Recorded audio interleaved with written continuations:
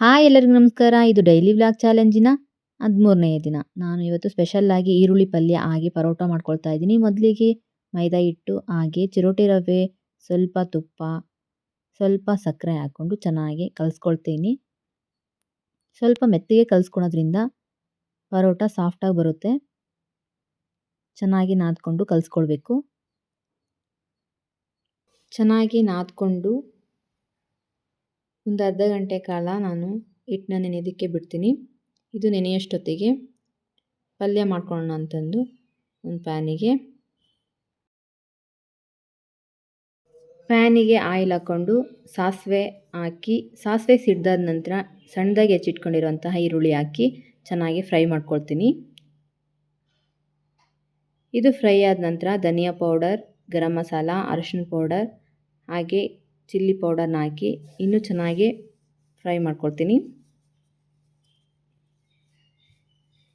ಇದು ಚೆನ್ನಾಗಿ ಫ್ರೈ ಆದ ನಂತರ ಕ್ಯಾಪ್ಸಿಕಮ್ನ ಹಾಕಿ ಚೆನ್ನಾಗಿ ಫ್ರೈ ಮಾಡ್ಕೊಳ್ತೀನಿ. ಒಗ್ಗರಣೆಗೆ ಶುಂಠಿ ಬೆಳ್ಳುಳ್ಳಿ ಪೇಸ್ಟ್ ಹಾಕಿದ್ರೆ ನಡೆಯುತ್ತೆ. ನಾನು ಟೊಮೊಟೊ ರುಬ್ಕೊಂಡಿದ್ದೆ, ಅದಕ್ಕೇ ಶುಂಠಿ ಬೆಳ್ಳುಳ್ಳಿ ಹಾಕಿ ಆ ಪ್ಯೂರಿನ ಈ ಒಗ್ಗರಣೆಗೆ ಹಾಕಿ ಚೆನ್ನಾಗಿ ಕಲಿಸ್ಕೊಳ್ತೀನಿ. ನಂತರ ಮೊಸರು ಹಾಕಿ ರುಚಿಗೆ ತಕ್ಕಷ್ಟು ಉಪ್ಪು ಹಾಕಿ ಸ್ವಲ್ಪ ನೀರು ಹಾಕ್ಕೊಂಡು ದೊಡ್ಡದಾಗಿ ಹೆಚ್ಚಿಟ್ಕೊಂಡಿರೋಂತಹ ಈರುಳ್ಳಿ ಹಾಕ್ತೀನಿ. ನೀವು ಬೇಕಿದ್ರೆ ಸಾಂಬಾರು ಈರುಳ್ಳಿ ಇರುತ್ತಲ್ವ, ಅದನ್ನು ಹಾಕೊಂಡ್ರೆ ನಡೆಯುತ್ತೆ. ನಾನು ದೊಡ್ಡ ಈರುಳ್ಳಿನೇ 4 ಪೀಸ್ ಮಾಡಿ ಹಾಕ್ಕೊಂಡಿದ್ದೆ, ತುಂಬಾ ಚೆನ್ನಾಗಿರುತ್ತೆ. ಇದನ್ನು ಹಾಕಿ ಉರಿ ಸಿಮ್ಮಲ್ಲೇ ಚೆನ್ನಾಗಿ ಬೇಯಿಸ್ಕೊಬೇಕು. ಪ್ಲೇಟ್ ಮುಚ್ಚಿ ಪಕ್ಕಕ್ಕಿಟ್ಟು ಇದು ಬೇಯೋಷ್ಟೊತ್ತಿಗೆ ಪರೋಟ ಮಾಡ್ಕೊಳ್ಳೋಣ ಅಂಥೇಳಿ ಬಂದೆ.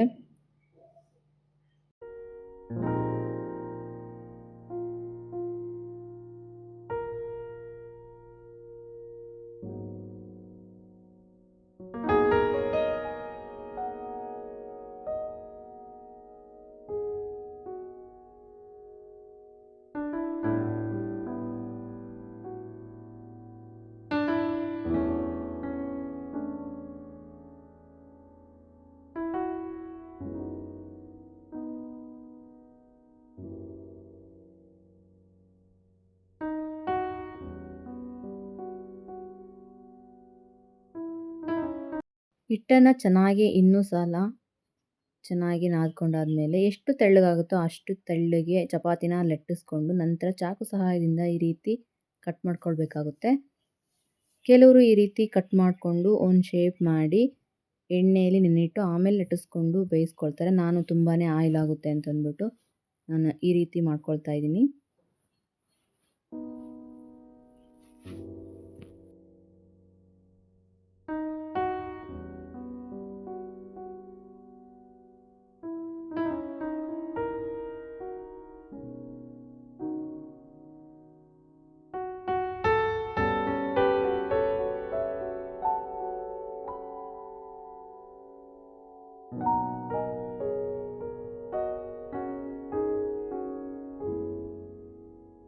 ಪರೋಟ ರೆಡಿಯಾಗಿದೆ, ಹಾಗೆ ಈರುಳ್ಳಿ ಪಲ್ಯನೂ ರೆಡಿಯಾಗಿದೆ.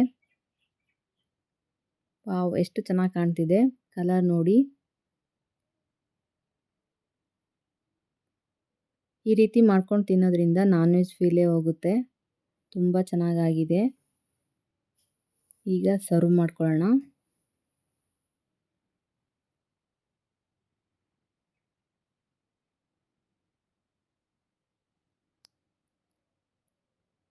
ನೋಡಿ, ಇವತ್ತಿನ ವಿಡಿಯೋ ಹೀಗಿತ್ತು.